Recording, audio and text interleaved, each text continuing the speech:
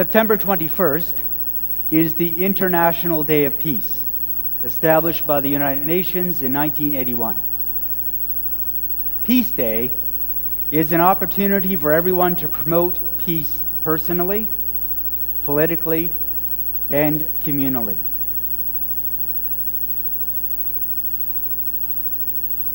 Then Peter came and said to him, "Lord, if another member of the church sins against me, how often should I forgive? As many as 7 times?" Jesus said to him, "Not 7 times, but I tell you, 77 times." Now, last week I've had a chance to walk around Smiths Falls a bit and chat, and I can be chatty, and sometimes I chat and sometimes I listen. And one of the things I like to do is talk about the service that's coming up, because it's a way to get feedback to see whether or not the idea for the Sunday will get any traction. And so I spoke to a woman I met this week about forgiveness, confession, absolution. And I asked her permission to repeat what she said. Now, she is a fully adult woman, and she's been an adult woman for some time. And she told me a story about when she was a 6-year-old girl. And it has been a while since she's been 6. And the story was simple. She told of preparing to go to confession because she was Roman Catholic, and she couldn't think of a sin to confess. So it occurred to her that recently she was trying to get a hold of her cat. And the cat ran away and hid under her bed. And she became impatient and frustrated and pulled the cat out from underneath her bed by the tail. And her cat yelped. And she felt horrible about that. So she confessed it as a sin. And her priest at the time thought that it was a light thing and said, you know, that's a very small thing, and that it was a cute confession for a child. However, she didn't feel that way. And she didn't feel that way because she knew that the impulse that led her to pull on that cat's tail could be manifest at other times and in other ways. And she knew at 6 years old that when she's impatient and when she's frustrated, she has to be careful how she reacts. Now, she's a long way from 6 years old, but she remembers the time she pulled her cat's tail because she knows that this thing that was in her at 6 is a part of her that troubles her, and she wants to keep a grip on it. It was a very good confession. Then Peter came and said to him, "If a member of the church sins against me, how often should I forgive? As many as 7 times?" Jesus said to him, "Not 7 times, but I tell you, 77 times."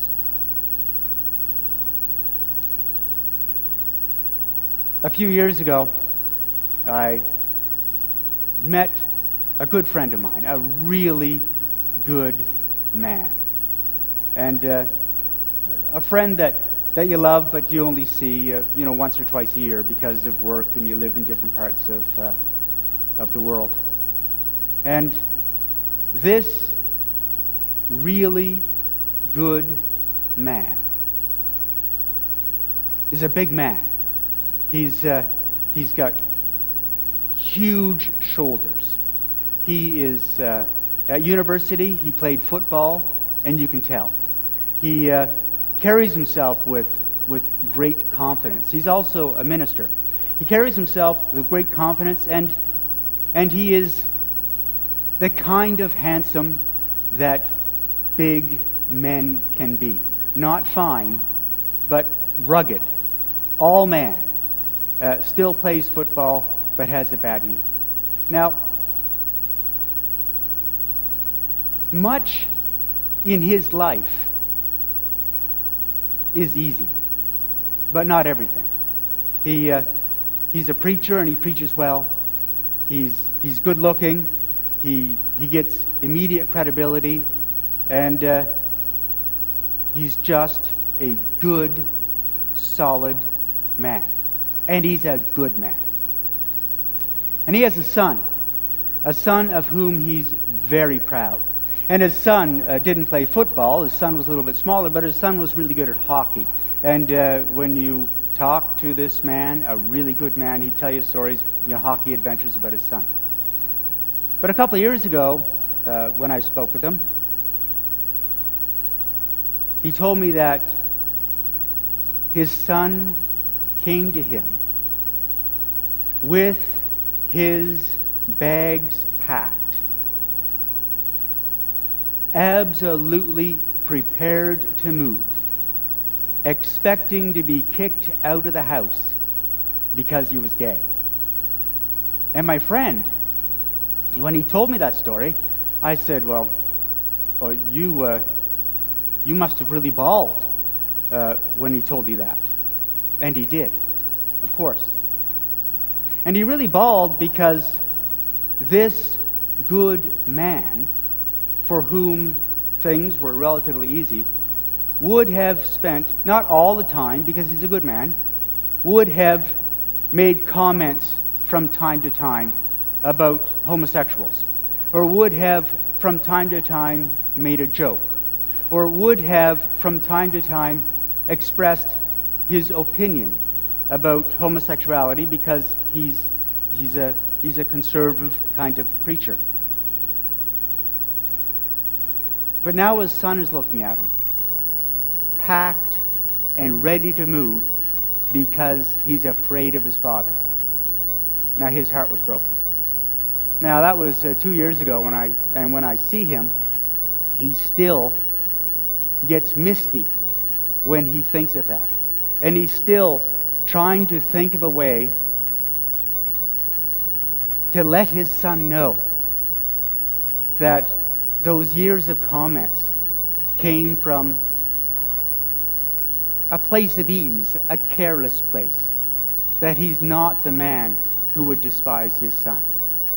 And so, clearly, he asked his son's forgiveness, but he's asked his son forgiveness again and again, because he knows that ease within him that allows him to make hasty judgments or to make unthoughtful comments still resides in him. And he has to learn how to excise that and put it behind him. Not a small confession. Then Peter came and said to him, Lord, if another member of the church sins against me, how often should I forgive? As many as 7 times? Jesus said to him, not 7 times, but I tell you, 77 times. Every Sunday, we acknowledge the traditional territory. The Algonquin people agreed to share the land in which we reside, but did not surrender their title and rights to it. We acknowledge, therefore, that we continue to occupy unceded Algonquin territory. In 1986, the United Church of Canada apologized to First Nations peoples.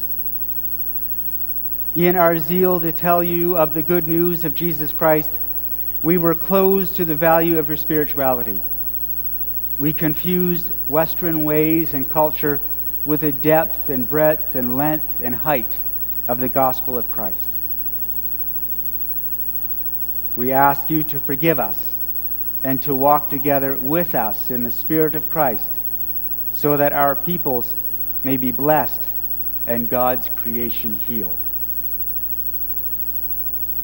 In 1988, at the 32nd General Council, the Indigenous Church acknowledged the apology, expressing its hope that the Church would live into its words. And in 1998, the Church apologized again, this time specifically for its role in Indian residential schools.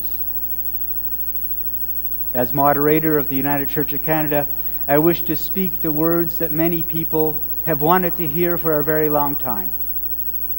On behalf of the United Church of Canada, I apologize for the pain and suffering that our church's involvement in the Indian residential school system has caused. Since 2008, the United Church has been actively engaged in the Truth and Reconciliation Commission of Canada.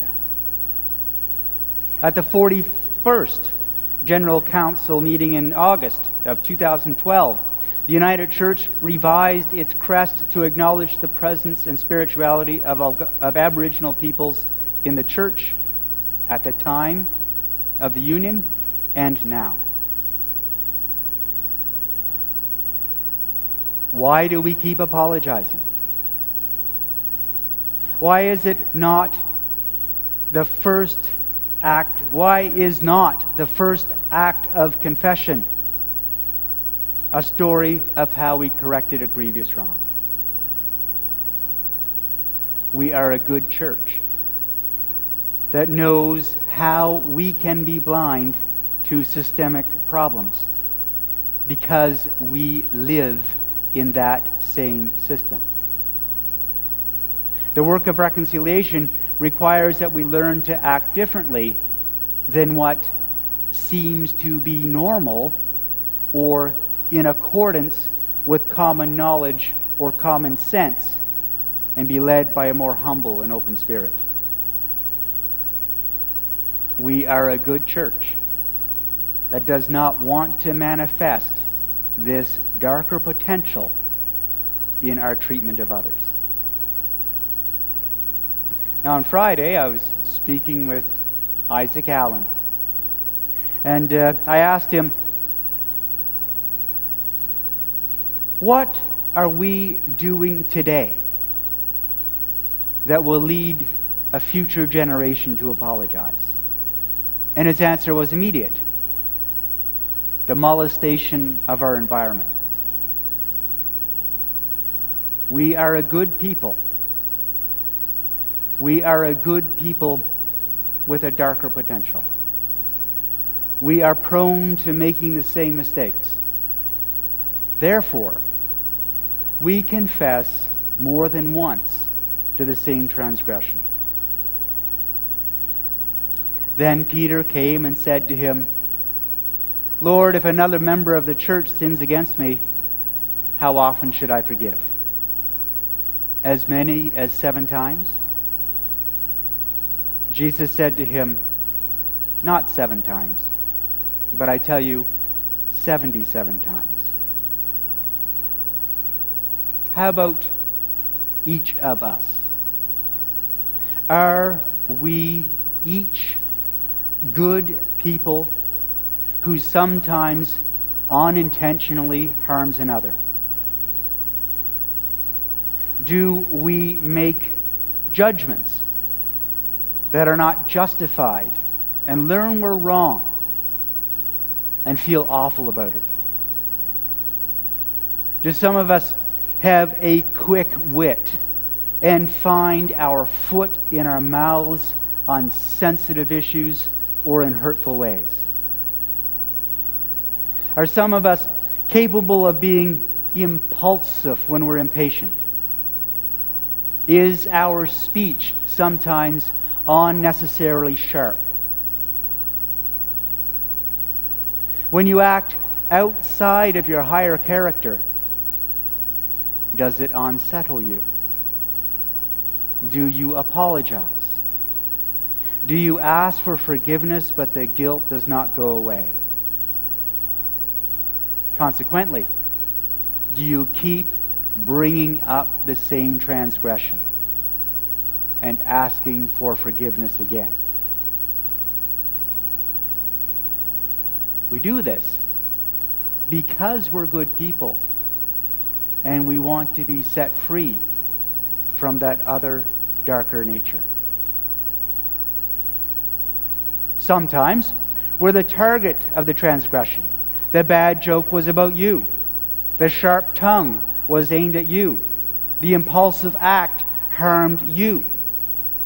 You, therefore, are the one who's asked for forgiveness again and again, because the person who transgressed is a good person like you, and they don't want to manifest this darker potential in their treatment of you or anybody else ever again. Then Peter came and said to him, Lord, if another member of the church sins against me, how often should I forgive? As many as 7 times? Jesus said to him, not 7 times, but, I tell you, 77 times. So forgiveness, or the need to be forgiven again and again, is not always linked to multiple transgressions. It may be linked to a character that we fear. Forgiveness, or the need to be forgiven again and again, is not always about you or your ability to forgive. It may reflect the conviction of the one who transgressed against you. We cannot say, therefore, no need to apologize, when in fact they do have a need to apologize. They do need to have the opportunity to excise that thing that led them to that impulsive act or those impulsive words. There is a need to hear the apology, and there's a need to hear an absolution. Sometimes, again and again. The angel of God, who was going before the Israelite army, moved and went behind them. And the pillar of cloud moved from in front of them and took its place behind them. It came between the army of Egypt and the army of Israel. That which troubles us is like a pillar of cloud. It affects our judgments and our perspective. Confession and forgiveness moves the cloud from in front of us, where it blocks our view, where it obscures our vision moving forward, and places it rightly behind us. We are still aware of that which resides in us, but we are not preoccupied with shame or remorse or fear. We're able to proceed in developing right relationships. Peace requires that good people confess. Peace requires that good people excise that character in them that leads to impulsive, careless, or thoughtless acts that hurt another. Peace requires that we move beyond the pillar of cloud. Peace within sometimes requires multiple requests for forgiveness, even for one transgression. This because we cannot forgive ourselves when we know that some dark character still resides within. May God help us. May God help us live free and in peace with one another, a forgiven and forgiving people. Amen.